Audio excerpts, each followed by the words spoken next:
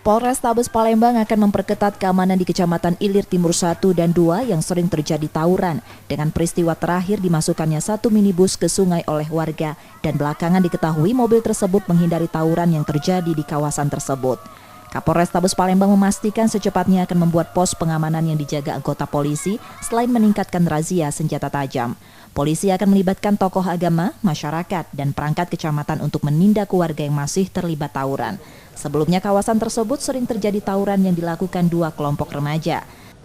Merupakan suatu silaturahmi, karena kita menyepakati untuk bersama tidak ada tawuran di daerah IT 3 dan IT 1.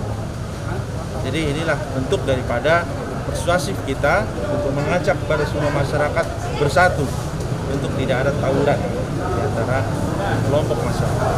Nah, jadi kita akan buat pos pengamanan di sini. Nah, tentunya kita awal kita pakai tenda ya. Kemudian ke depan kita bentuk pos pengamanan. Di sini akan kita tempatkan nanti anggota Polri di sini untuk mengamankan. Dan ke depan tentunya kita memanfaatkan sumber daya manusia yang ada di sini, yaitu masyarakat yang ada di sini. Kita akan melanjutkan pengamanan di sini. Dan juga di tempat lain kita bentuk pos-pos Siskampling sebagai tempat untuk mengamankan masyarakat. Saat ini Polrestabes Palembang mengamankan 9 orang terkait peristiwa mobil dimasukkan ke sungai. Reski Oktora, Muklas Diferensial, Kompas TV, Palembang, Sumatera Selatan.